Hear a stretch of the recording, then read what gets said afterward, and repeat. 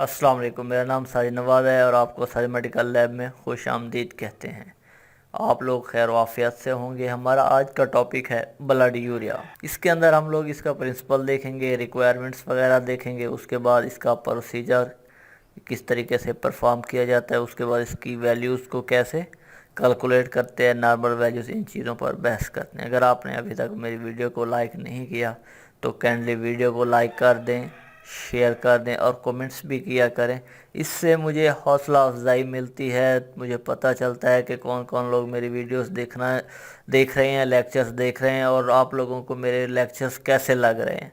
ये नहीं कि आपके पास कोई प्रॉब्लम है या कोई बात समझ नहीं आती, आप तब कमेंट करें। अगर आपको लेक्चर अच्छा लगा है तो आप उसके अंदर मुझे मेंशन कर सकते हैं, या अगर कोई आपकी सजेशन है इस लेक्चर्स को मज़ीद अच्छा बनाने के लिए तो आप ज़रूर कमेंट सेक्शन में मुझे बताएं, ताकि मैं अब इसको इम्प्रूव करने की भी कोशिश करूं। तो ठीक है, अगर आपने चैनल को लाइक नहीं किया, नए हैं चैनल पे, तो चैनल को काइंडली सब्सक्राइब भी कर दें और अपने फ्रेंड के साथ ज़्यादा से ज़्यादा शेयर भी किया करें, ताकि बाकी लोगों का भी फ़ायदा हो सके। तो चलते हैं आप इसके प्रिंसिपल की तरफ। अब जो यूरिया होता है पेशेंट के प्रिंसिपल में हम देखते हैं कि वो रिएक्शन कैसे करते हैं। ठीक है, अब जो यूरिया होता है जो कि सैंपल के अंदर होता है, रिजेंट के अंदर एक एंजाइम होता है यूरेस, उसके साथ जब ये रिएक्ट करता है तो ये अमोनिया और कार्बन डाइऑक्साइड में तब्दील हो जाता है। अब ये जो अमोनिया है ये फर्दर सैलिसाइलेट और हाइपोक्लोराइड के साथ अमल करता है। इसके लिए एक एंजाइम मौजूद है जिसे नाइट्रोप्रोसाइड कहते हैं, उसकी मौजूद में, यानी कि नाइट्रोप्रोसाइड क्या है, एज ए कैटलिस्ट काम कर। जब ये तीन आपस में रिएक्ट करते हैं तो फिर इसका एक कलर डेवलप होता है, रिजेंट का एक कलर डेवलप होता है जिसको हम ग्रीन कलर कहते हैं, यानी कि जो सोल्यूशन होता है वो ग्रीन कलर का होना स्टार्ट हो जाते हैं। अब यहाँ पे आपके माइंड में एक क्वेश्चन आएगा कि सर जब हमने अक्सर यूरिया लगाते हैं, तकरीबन डेली ही यूरिया लगाते हैं, लेकिन हमने जो भी यूरिया लगाया उसमें कलर डेवलप नहीं होता। ठीक है, मैं आपको यहाँ पे एक्सप्लेन करना चाहूँगा थोड़ी बहुत कि आप लोग जितने भी यूरिया लगा रहे हैं आप एडवांस टेक्नोलॉजी पे लगा रहे हैं। ठीक है, एडवांस मशीनों पे लगा रहे हैं, और हम जितने भी लेबॉर्ट्री का ये जो टेस्ट है, प्रोसीजर पढ़ रहे हैं, ये हम लोग बेसिक पढ़ रहे हैं।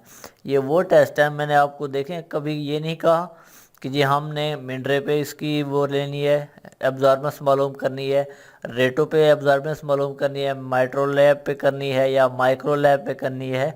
हम इसकी एब्जॉर्बेंस ले रहे हैं बार बार, जो जिस चीज़ को मैं डिस्कस कर रहा हूँ कैलोरीमीटर पे, क्योंकि कैलोरीमीटर जो है वो एक बेसिक इंस्ट्रूमेंट है इन चीज़ों को ऑब्जर्व करने के लिए।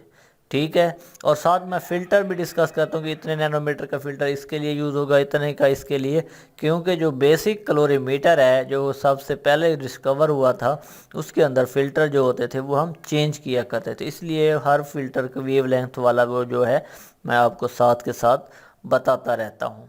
बात समझ आ गई। अब चलते हैं इसके लिए रिक्वायरमेंट्स की तरफ। आपको पता है रिक्वायरमेंट्स के लिए क्या होना चाहिए, इसके पास रिजेंट्स। अब इसमें देखा जाता है रिजेंट्स, आप कहेंगे कि क्या है। अब अक्सर चीज़ों में रिजेंट्स दो होते हैं, किसी में एक होता है। तो अब जब रिजेंट्स आता है तो आप उसको सिंपल रिजेंट्स भी लिख सकते हैं, R1 R2 भी लिख सकते हैं, इसमें कोई मुज़ायका नहीं है। उसके बाद patient serum, standard solution, pipettes, calorimeter और उसके साथ में जो फिल्टर होना चाहिए 580 नैनोमीटर का, टेस्ट ट्यूब और वाटर बाथ। अब चलते हैं प्रोसीजर की तरफ। आपको जैसा कि पता है 3 अदर टेस्ट ट्यूब में लेते हैं, और एक को स्टैंडर्ड, दूसरी को सॉरी जो हमारे पास पहली आएगी उसको हम ब्लैंक, दूसरी को स्टैंडर्ड और तीसरी को टेस्ट। अब हम इन तीनों में क्या करेंगे, 1000 माइक्रोलीटर या 1 ml रिजेंट लेंगे। अब यहाँ पे रिजेंट जो है यूरिया के वो दो हैं, यहाँ पे इनकी एक ख़ास निस्बत से हम इसको बनाते हैं। ठीक है, वो मैं आपको बता चलूँ, जो R1 है वो 800 माइक्रोलीटर और R2 जो है वो 200 माइक्रोलीटर, इस तरह ये 1000 हो जाएगा। अब हमने क्या करना है कि जो ब्लैंक वाली है उसको हम अक्सर खाली छोड़ देते हैं, अगर आपने डालना भी है तो उसके अंदर 10 माइक्रोलीटर डिस्टिल वाटर डाल दें। स्टैंडर्ड के अंदर आपके पास जो स्टैंडर्ड सोल्यूशन था स्टैंडर्ड वाले ट्यूब में 10 माइक्रोलीटर वो डाल देंगे, और जो तीसरी टेस्ट के लिए थी उसके अंदर आपने 10 माइक्रोलीटर क्या करना है, पेशेंट का सीरम डाल देना है। अब इन ट्यूब्स को अच्छी तरह मिक्स करने के बाद इनक्यूबेटर के ऊपर आप 5 से 7 मिनट के लिए रखेंगे। उसके बाद दोबारा क्या करना है, आपने उनको फ़िल्टर पे पर क्लोरीमीटर ऑन करनी है, फ़िल्टर चेंज करके आपने क्या करना, उसकी अब्जॉर्बेंस ले लेनी है। ठीक हो गया। अब इसको हम चलते हैं कैलकुलेट कैसे करेंगे। कैलकुलेट का फार्मूला आप लोगों को मालूम है, क्या है? Absorbance of test dividing by absorbance of standard. इन दोनों को डिवाइड करने के बाद जो रिज़ल्ट आएगा हमारे पास, हम उसको मल्टीप्लाई करेंगे कंसंट्रेशन ऑफ स्टैंडर्ड। अब इसका जो यूनिट होता है वो मिलीग्राम पर डेसीलीटर होता है। ये होगी इसकी कैलकुलेशन। अब बात करते हैं नॉर्मल वैल्यू की। अब यूरिया की जो नॉर्मल वैल्यू होती है वो 15 से 45 मिलीग्राम पर डेसीलीटर होती है।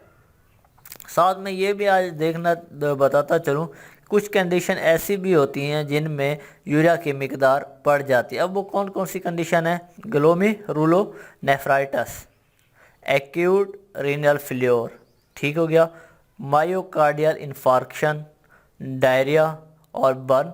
ये 4-5 कंडीशन ऐसी हैं जिनके अंदर यूरिया की मिकदार बढ़ जाती है। ठीक हो गया। अब आपसे उम्मीद है कि आपको ये लेक्चर समझ आया होगा। अगर कहीं पे कोई कन्फ्यूजन है तो आप मुझे कमेंट सेक्शन में या व्हाट्सएप पे लिख सकते हैं। इनके नोट्स के लिंक भी मैं डिस्क्रिप्शन में दे देता हूँ, आप वहाँ से इन नोट्स को भी रीड कर सकते हैं। नेक्स्ट लेक्चर के लिए अल्लाह हाफिज़।